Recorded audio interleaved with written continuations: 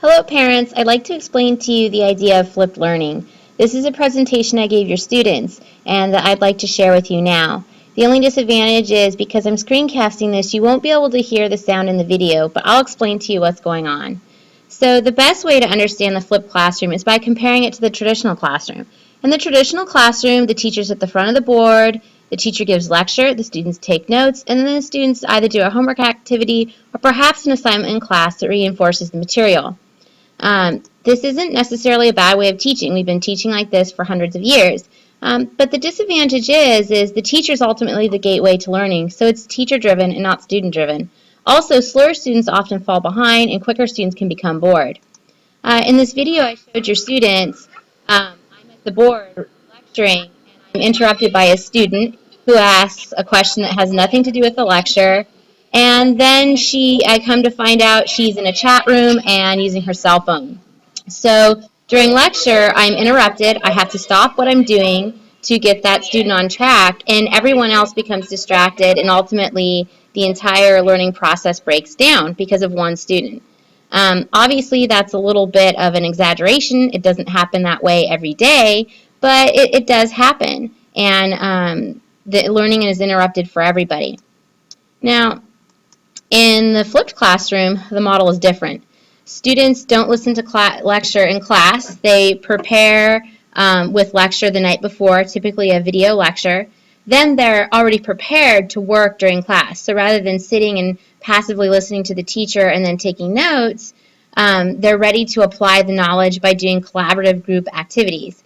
This also frees the teacher up to work individually with the students. And once they go home, they would work on further developing their knowledge with a homework assignment or an assignment to extend their learning. So the advantages of this model is that the students is prepared for class when they come in. They're not waiting to find out what's going to happen. In class, students are engaged in the material with hands-on collaborative projects. And the learning process becomes more student-driven because rather than letting the teacher deliver all the knowledge, the student is working with that knowledge hands-on. Also, it gives the teacher freedom to work individually with students. In this video that I showed your daughters in class, the students are working in groups. This student is already started and getting a head start because she's a little faster mover. So she's already started and getting ahead.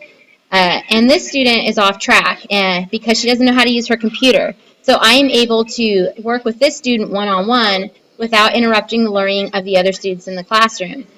So I really like it because rather than standing above the student, I'm standing alongside the student and learning with her. Now, the main idea in the flipped classroom is the teacher is not the heart of the classroom. Rather, the student is. And this gives them freedom to learn on their own, but with freedom comes independence. They have to be independent. They have to learn to do things for themselves. It empowers them to engage in the material without the teacher choosing what happens, and ultimately it leads to more engagement because it frees up time for hands-on projects in class that may be taken up by lecture time. So if you look over here, these are pictures of some of the things that my students have done since I've been using more flipped learning. The student's the center of learning. The students are presenting their projects. Students have more time they have more time for hands-on and creativity, and we have more time to develop our faith. Because of the freedom that flipped learning gives me, I have more time for faith development activities that might not necessarily happen otherwise. So ultimately, the goal is achievement. And because the students are doing the lower level thinking skills at home, it gives us more time to work on higher level thinking skills in class. This is called Bloom's taxonomy, and it shows the levels of thinking, starting with the lower levels, such as just remembering and basically learning definitions. Then we move on to understanding, being able to understand the meaning of the word beyond the definition. Then to applying, being able to apply a definition.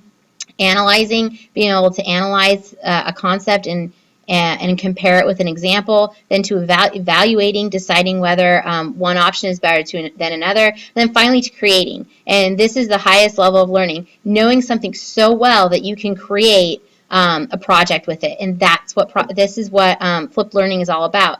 It gives me the freedom to give my students more ability to create. And this is what we want them to do. If we want them to be successful adults, they need to move beyond these lower level thinking skills to having the ability to create and engage. So ultimately, this gives us more time to develop our faith.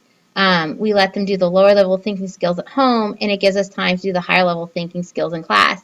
And as you can see from these pictures, it makes for students who are happier and more engaged. Thank you.